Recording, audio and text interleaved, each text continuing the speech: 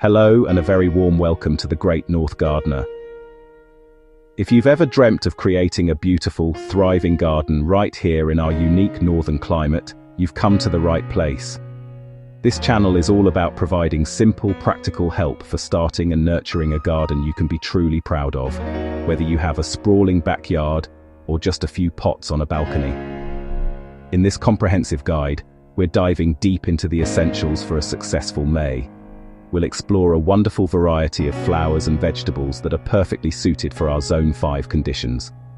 We'll also cover the crucial technique of leaf mulching to enrich your soil and how to properly prepare your entire garden for the dynamic and sometimes unpredictable spring weather ahead.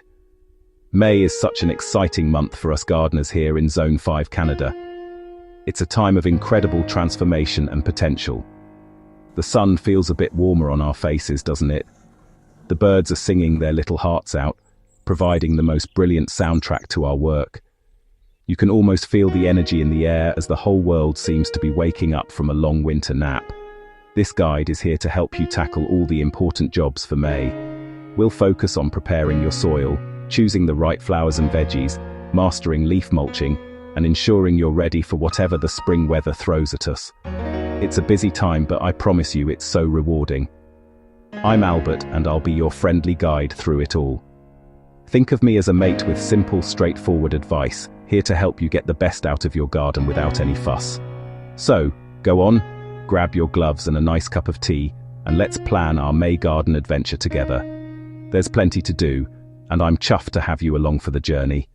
Let's get started. Alright, first things first, let's talk about the soil. Your soil is the foundation of your entire garden, the literal groundwork for everything you hope to grow.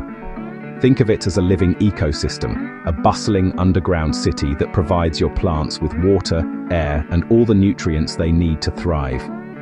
Getting this part right at the start of the season will save you countless headaches later on and set you up for a truly spectacular display. Before you even think about digging, you need to check if your soil is ready to be worked. The best way is the simple squeeze test. Just grab a handful and give it a gentle squeeze in your palm. If it forms a sticky, muddy ball and water seeps out, it's still far too wet. Working waterlogged soil is a cardinal sin in gardening. It squeezes out all the air and compacts the structure, which can take years to recover. If this is what you have, be patient. Wait a few more sunny days for it to dry out. What you're after is soil that holds its shape for a moment but then crumbles apart nicely in your hand when you poke it, a bit like a good chocolate cake. This tells you it has the perfect balance of moisture and air. On the other hand, if it's rock hard and dusty, it's too dry. Trying to dig into concrete-like soil is back-breaking work. The simple solution is to water the area thoroughly the day before you plan to work it. This makes digging much easier and helps the soil accept the goodness you're about to add. Once the moisture level is just right, it's time to give your soil a hearty breakfast. The best meal you can offer is a generous helping of organic matter, like garden compost and well-rotted manure. Compost improves soil structure, while manure provides a fantastic boost of nitrogen. You don't need to go overboard. Simply spread a layer of about 2 to 4 centimeters over the top of your beds. Then, use a garden fork or a rake to gently mix it into the top few centimeters of the soil. There's no need for heavy, deep digging, which can disturb the beneficial worms and microorganisms living below. This layer of organic matter acts as a slow-release fertilizer, feeding your plants all season long, and it also works like a sponge, helping the soil hold onto moisture during dry spells. While you're at it, give the beds a light tidy up. Gently rake away any thick matted leaves from last autumn, pick up twigs, and remove any other debris. This allows crucial light and air to reach the soil surface, warming it up and encouraging new shoots to emerge. But don't be too tidy. A bit of leaf litter provides a vital habitat for friendly insects like ground beetles and ladybugs, which are your best allies in the fight against pests. May is also a fantastic time for shaping new beds or extending existing ones. An easy way to visualize the shape is to lay out a garden hose or a piece of string on the ground. Play around with it until you're happy with the curves and lines. Once you've settled on a design, use a spade to cut the edge, remove the turf, then loosen the soil beneath with a fork, and mix in plenty of that lovely compost to get it started. Let the new bed settle for a week or so before planting. It's a bit of hard work now, but it's so satisfying to stand back and see a brand new space take shape, full of promise for the season ahead. Welcome back. For those of us gardening in Zone 5, the start of May is a truly exciting time. The soil is warming up, but the air still has a refreshing coolness, creating the perfect conditions for cool season crops that don't mind a bit of a chill. These are the vegetables that thrive in the gentle warmth of spring, long before the intense heat of summer arrives. Think of crisp peas, tender lettuce, and vibrant spinach. Don't forget the peppery crunch of radishes, the sweet earthiness of carrots, and the rich flavor of beets. These can all be sown directly into your prepared garden beds right now. Before you plant, make sure your soil is loose and free of weeds to give your seeds the best possible start. Always read the seed packet for specific instructions on depth and spacing. This isn't just a guideline, it's crucial for preventing overcrowding, which forces plants to compete for sunlight, water, and nutrients. Simply draw a shallow line or furrow, drop your seeds in, cover them gently with soil, and you're on your way to growing your own food. And for a splash of quick, reliable color, you can't go wrong with hardy annuals. Cheerful pansies, delicate violas, and towering snapdragons are tough little plants that can handle a light, unexpected frost, ensuring your garden looks vibrant from the get-go. It's also the ideal time to plant new perennials. Planting them now gives their root systems the entire growing season to establish themselves before winter. Just be sure to choose varieties that are hardy for Zone 5, so they'll return year after year. Now, if you've started seeds indoors for warm season crops like tomatoes or peppers, resist the temptation to rush them outside. They've been living in a sheltered, stable environment and need a gradual introduction to the great outdoors. You need to harden them off. This process acclimatizes them to outdoor conditions.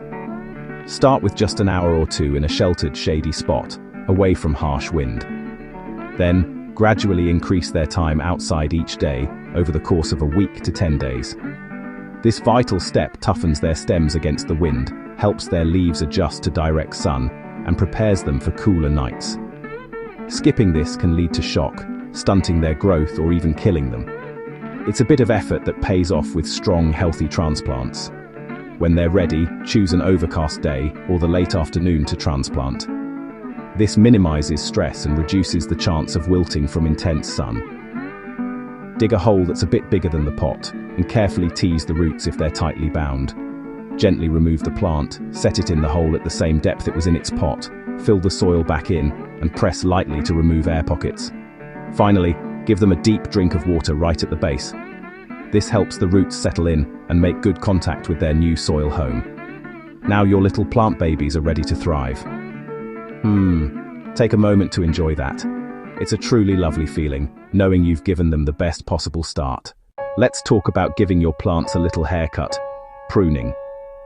Prune spring-flowering shrubs right after bloom, forsythia, lilac, so you don't cut off next year's flowers. Cut some older, thicker branches to encourage fresh growth. Always remove branches that are dead, damaged, or crossing.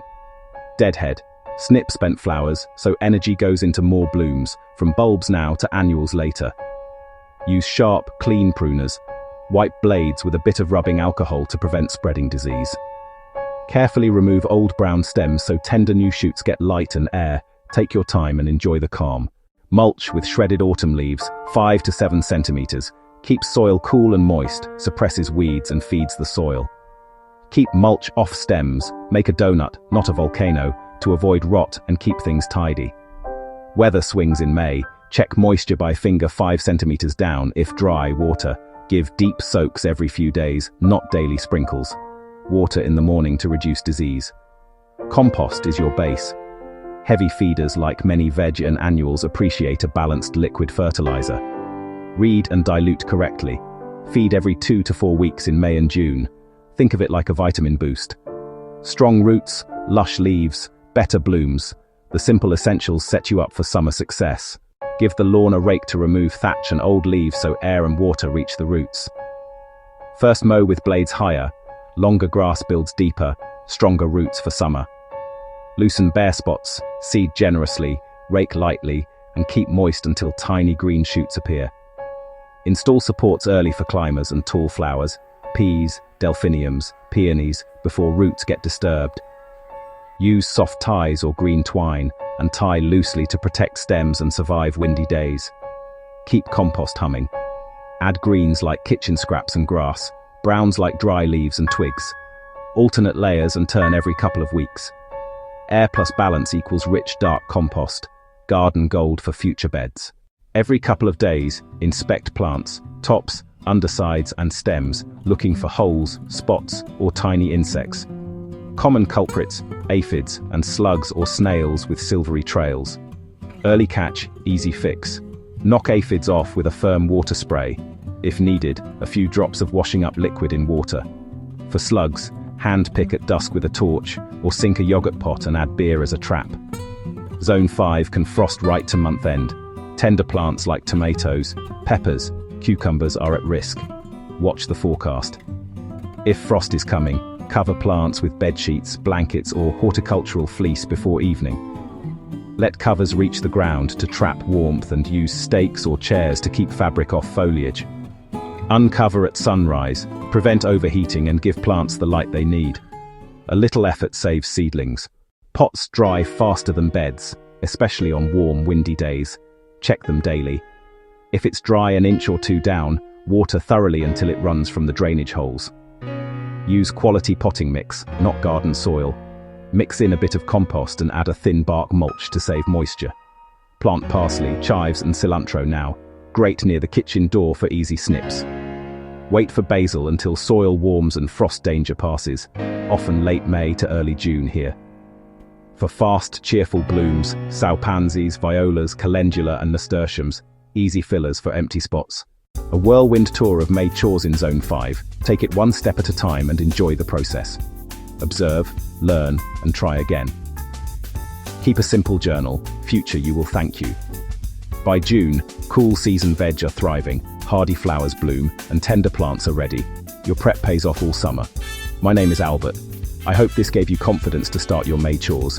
Tells us what you think in the comments, and like and subscribe.